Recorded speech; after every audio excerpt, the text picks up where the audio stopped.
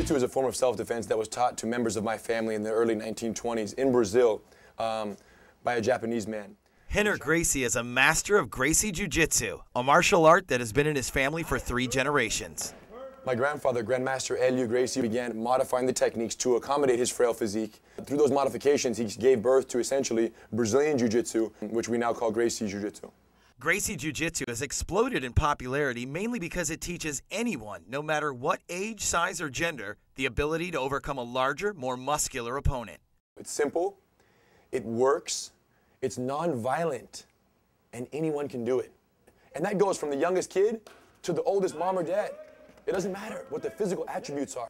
Athletic, flexible, power, speed, endurance, youth, nothing. The Jiu-Jitsu philosophy is this: prevent at all costs the distance that must exist for dangerous strikes. We don't stand there and exchange punches, putting ourselves in danger of getting punched back. That's foolish, especially if you're fighting someone much bigger or much more athletic. We can teach you how to defend yourself against the worst case scenario opponent by managing the distances. They will exhaust themselves and they will defeat themselves.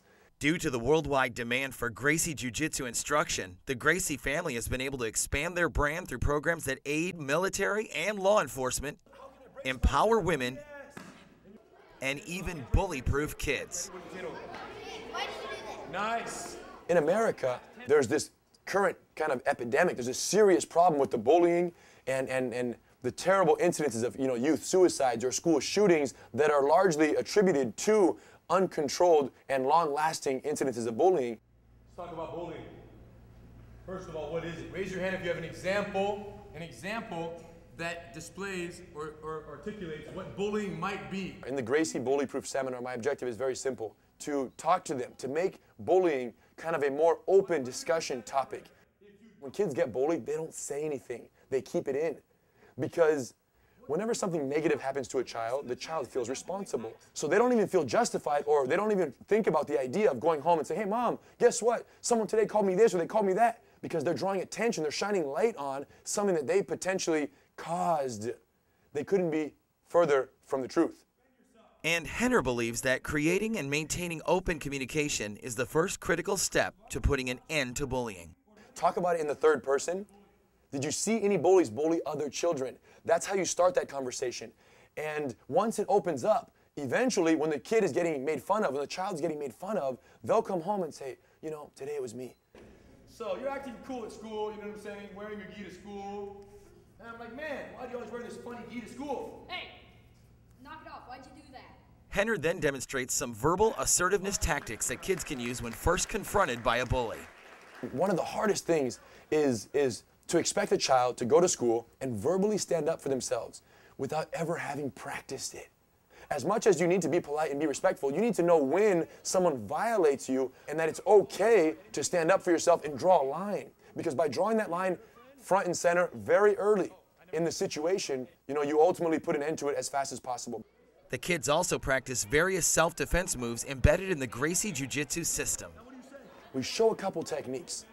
For the most common bullying situations, a shove, a punch, a sucker punch, a mount control, show the most common escapes and defense strategies. The kid learns those and says, wow, it is really simple. But Henner is quick to point out that the strategy he teaches has little to do with physical violence, but rather focuses on diffusing the confrontation with words. People often say, well, self-defense or martial arts and the connection to bullying, no good, because you're teaching a kid how to fight, which means if they stand up for themselves, they're going to fight against that bully, and they couldn't be further from the truth. When a parent brings a child to the Gracie Academy, our goal is not to teach them what they need to do to beat up the bully. Our goal is essentially to give them the physical confidence, the certainty that if they were attacked, they're not going to get hurt. That's it. Because with certainty that your physical safety will not be in jeopardy should a physical altercation take place. With that certainty, you can stand strong, you can look someone in the eyes, and you can speak your heart. And if a bully attacks you, you don't even hurt him or her. You control them, you lay them down, you hold them down, and you say, listen, please leave me alone. And you wait till the teacher shows up to help. There's no violence, there's no punching, there's no breaking, there's no nothing. You gonna mess with me anymore? I like the sound of that one. So it really all boils down to control, negotiation, avoiding the fight, and talking your way out of it first. You know, and if you can talk your way out of it, there's no need to fight. Bowling's like a forest fire. One match, one little flame, one bush, one tree, and now the whole fire has burnt the whole forest down. What we teach the children is, listen, to put out that forest fire, you are the one right there. You take that match, you drop it in a glass of water, so if you're being targeted by that harassment, you're the one to put it out right on the spot. And if you're not the one being targeted, if you're watching someone get targeted by another bully, you're still the one to put it out. You step in, you say, hey, leave him alone. What did he do to you? What did she do to you? Let her play. Let us all play. You know, let us join your group. So we teach the children to be those ones to put out the fire. Whether they're the observer or they're the victim, they learn that it has to be stopped, you know, and we can't reach every child, but we can reach many. And those ones can become game changers and movement makers at the schools, and that's what we hope for, you know. You can learn more about the Gracie Bully Pro program at graciekids.com. The course is also available locally at the Norfolk Karate Academy. All right, we just watched this piece. What did we learn from watching this? I learned that it's important to say something to someone at school and at home. I learned that if someone crosses your line and you feel violated, you should tell a parent right away. I learned that it's important to stand up to bullies and ameliorate or defuse the situation. Statistics show that 2.7 million kids are bullied every year, and that as many as 160,000 students stay home on any given day because they're afraid of being bullied. So what are educators doing to address bullying in schools? Joining me now are Patrice Lambusta and Principal Janelle Spitz from Passage Middle School, and Tanya Graham and Nicholas Diggs from Crittenden Middle School, educators who have started anti-bullying programs at their schools. Thanks for joining us. And Tanya, I'll start with you and talk about the anti-bullying initiative that you started at your school. Well, it's called Drown Out Drama, and it was actually started by the students there. Students of the, at Crittenden from the Student Leadership Academy came up with the idea, everything from the actual name of the program to the website that's managed to the PSAs that are created and the posters, all student-inspired, all student-led. And we do that because we want the program to authentically speak to the audience that we're trying to approach. Patrice, what about you at your school? Our initiative is a one book, one school reading, and we're all reading the book Bystander by James Preller.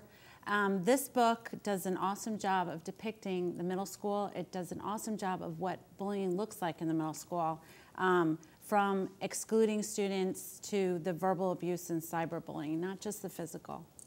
So we read this book. Now, how has this book changed your opinion on bullying after reading it? I feel like in our school, since we've read the book, like it just made so many people more aware of like what bullying is, because I mean bullying can be like a big thing or a small thing. I mean like even like a simple word, like if you're just joking around, it can really hurt somebody, and you just have to like be careful of what you say and do. But this curriculum on bullying is more than just about a book, right? When we first discussed doing the One Book, One School program, we knew that it could not just be a book. And while we're delighted that we're creating a community of readers with our students, we've taken a lot of time working with teachers, the librarians, to discuss and create a curriculum that encompasses all of this. And we think that's what's made the difference in our school. It's not just the book, it's everything that has gone along with the book. Are there changes at your school? If you've seen changes, put your hand up real quick. If you've seen changes in the way, who's seen specific changes on how bullying and kind of what we call the bullying culture, but how has it changed at school and through programs that you do? I've definitely noticed that kids are more aware of what bullying is and that they're doing it, and that it taught the student body as a whole that it's okay to open up, and a lot more people have been talking about it. So, Nick, let's talk about if you had advice on how other schools can implement programs like this at their schools. What kind of advice would you have to get them started? I think really the biggest thing is to get everyone involved. Like Dr. Moffitt spoke to earlier, you can't do it alone. At Crittenden, what we did is we involved both our Student Leadership Academy, our Student Council. We also involved our Effective School-Wide Discipline Team. Even groups like Purple Press, our newspaper, and Model UN have contributed. We have an equity team that we had go on a retreat with the Virginia Center for Inclusive Communities that also allowed us to really target and focus on bullying and kind of guided where we went with our Drown Out the Drama campaign as well. So you really have to get everyone involved. One thing that I find about bullying is that as educators, I think we get an education as much from the students as we try to provide for the students themselves. So I want to ask each of you, starting with you, Tanya, what have you learned about bullying since you started these programs? It's kind of opened my eyes to the fact that we as adults need to kind of like check ourselves, because we can sometimes tend to be bullies towards the kids, and there's also like the professional bullying that takes place. So, I mean, in working with the kids and helping to facilitate their program, it kind of opens your eyes to things that are going on. Nick, did anything surprise you as far as whether it was statistics or types of bullying or how severe it gets at times? I think the biggest thing that surprised me was the ability of kids to identify bullying as it occurred. A lot of times they engaged in practices that they didn't necessarily consider bullying at first, but once they were made aware that that was kind of included in what constitutes bullying, it really changed the culture of the school and the climate and what they were accepting of and the things that they then began to speak out about. And I have to ask, because we have a principal here, Principal Spitz, how much harder is it for you to be that person for students to come to because you have the title principal, because you are in charge? Do you feel that students find it a little bit harder to come to you than maybe a teacher or a parent? And how do you fix that problem? No, I don't think so. I have students coming to me all the times. The entire administrative staff, we are in the halls, we are in the cafeteria, we are very visible. They stop by and talk to us constantly. But the good news is that they're starting to come to us not only about the negative, but about, Miss Spitz, this happened and it wasn't good, but so-and-so was standing up. So we've really been trying to focus on that upstander portion of it as well. And Patrice, for other educators that we have watching this special, and I guess parents too, who are, of course, educators, one piece of advice that you would give to them that would help them be more open to students and would let them know this is what you need to do to get kids to come to you? I would say never underestimate the role of teacher, and never underestimate the power you have to change the culture in your school with your students. This has been an awesome program at Passage, and it was the Passage teachers and Passage students that made it work. Absolutely. When we come back, we'll open the floor to our student audience and get final thoughts from our guests. Stay tuned.